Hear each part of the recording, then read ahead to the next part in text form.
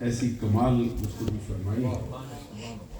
اب جو شخص بھی کلام کرے گا، مثل تو ویسے مشہور ہے لیکن وہ بھی صحیح ثابت نہیں آ سکتی کہ سورج کے سامنے چراغ بھی رکھے.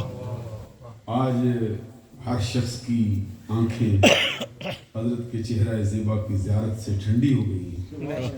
میں تمام اہل سنت کو عمومی اعتبار سے اور سلسلہ عالیہ نقشبندیہ کے جو متعلقین ہیں ان تمام حضرات کو خصوصی اعتبار سے دل کی اتھا گہرائیوں سے مبارکباد پیش کرتا ہوں کہ آج حضرت کے پیر و مرشد اور آپ کے والد مکرم نے جو رات کی پچھلے پہر کی دعائیں مانگی تھیں، آج ہم نے اس کی عملی سبحان اللہ، ماشاءاللہ، سبحان اللہ، سبحان اللہ، سبحان اللہ. آج انہوں نے جو گفتگو فرمائی ہے، میں یہ سمجھتا ہوں کہ یہ بریڈ فورڈ کی کانفرنس نہیں ہے بلکہ یہ پورے عالم اسلام کی کانفرنس ہے.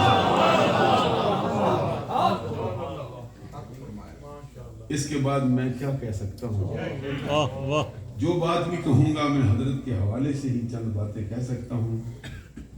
میں ابھی دیکھ رہا تھا، آپ کو تشریف لائے تھے تو آپ نے آتے ہی جو انفرادی اعتبار سے ان کی نشست رکھی گئی تھی، اس کو دین کے خدام کے پیار میں، میں کوئی علماء کے احترام کی بات نہیں کرتا ہوں، بڑی بات ہے، دین کے خدام کے پیار میں آپ نے اس کو اٹھا دیا.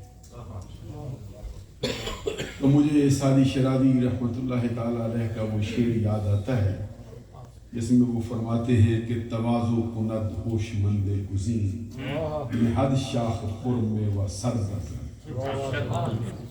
جو عقل مند دانا بندہ ہوتا ہے وہ عاجزی اختیار کرتا ہے، سبحان اللہ. اس لیے کہ شاخ جب میوے سے پر ہو جاتی ہے اپنا سر جو ہے وہ زمین پر، تو یہ شاخ بھی میوے سے پر نظر آ رہا ہے. پھر نبی اکرم صلی اللہ علیہ وسلم کا مشہور فرمان بھی ہے جس میں فرمایا من تواضع للہ رفعہ اللہ. جو اللہ کے لیے تواضع کرتا ہے اللہ اس کو رفعت و بلندی عطا کرتا ہے. سبحان اللہ، سبحان اللہ. میں کچھ عرصہ پہلے حضرت کے حکم پر آپ کے آستانے پر بھی حاضر ہوا تھا. وہاں پر میں نے بہت سی باتیں جن کا میں نے بقائم ہوش و حواس اپنی آنکھوں سے مشاہدہ کیا ہے، کیونکہ سننا اور بات ہوتا ہے اور دیکھنا اور بات ہوتا ہے. ایک عربی زبان کا ایک مشہور مقولہ ہے جس میں کہتے ہیں لیس الخبر کالمعائنہ، خبر معائنے کی طرح نہیں ہوتی. جیسے ہماری زبان میں کہتے ہیں دیکھی ہوئی بات میں، سنی سنائی بات میں زمین و آسمان سے بھی زیادہ کا فرق ہوتا ہے. حضرت مولانا روم رحمۃ اللہ علیہ اس کو فرماتے شنیدہ کہ بود مانند دیدہ، کہ سنی سنائی بات دیکھی ہوئی بات کی طرح کیسے ہو سکتی. حضرت نے مجھے اپنے آستانے کا وزٹ کروایا تو میں نے دیکھا کہ حضرت کے آستانے پر 20 افراد کے گھرانے پڑے جن کی زندگی کے جو تمام ضروریات ہیں حضرت نے اپنے ذمہ لے رکھی. اس وقت میں سوچ رہا تھا کہ جو سعدی شرادی نے کہا طریقت بجز خدمت خلق نیست تسبیح سجادہ و دلق نیست، کہ طریقت تسبیح کا، مصلی کا، عبادتوں کا نام نہیں ہوتا ہے. طریقت تو صرف اللہ کی مخلوق کی خدمت ہے.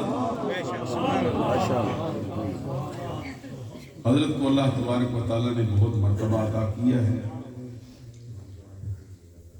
نبی اکرم صلی اللہ علیہ وسلم کی ایک حدیث ہے جو اس کو اور واضح کرتے ہیں. بارگاہ رسالت میں سوال ہوا تھا کہ ای الاسلام خیر، یہ خیر بمانا اخیر، جو کہ علماء ہیں ان کی میں توجہ کے لیے تھوڑا سا اضافہ کرتا ہوں. اخیر بذات خود اس میں تفضیل ہے، سپرلیٹو ڈگری ہے. اس کا مطلب یہ ہے کہ کون سا انسان ہے جس کا اسلام دوسرے لوگوں میں سب سے بہتر ہے.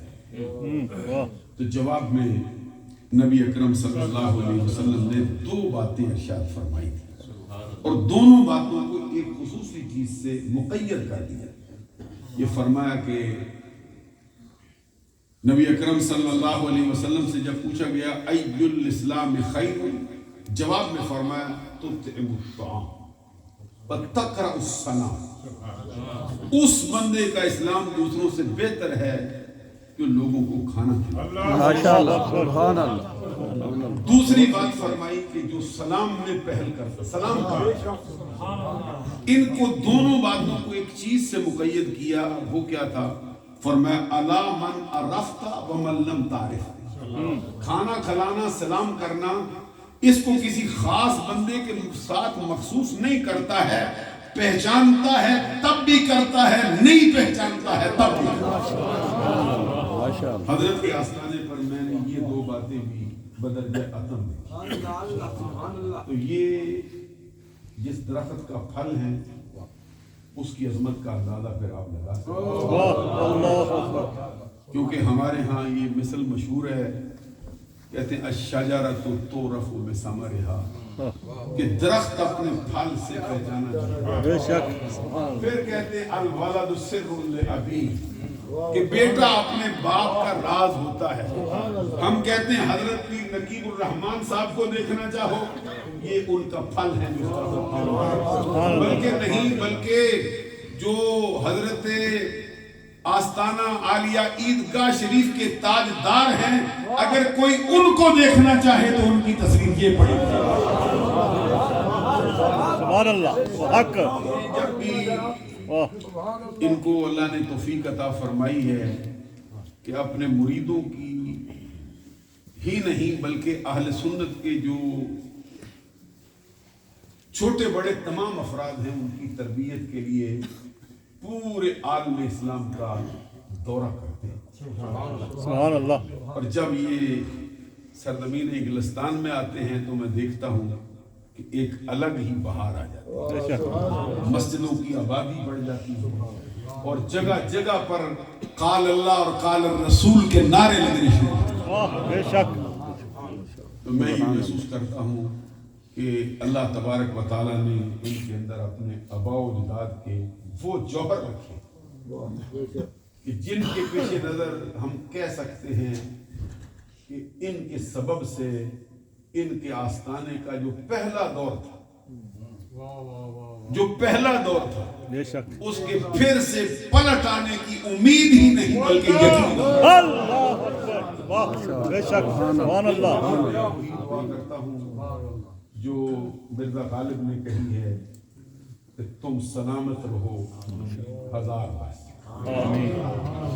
تم سلامت رہو 1000 برس. 1 برس کے دن 50. وآخر دعوانا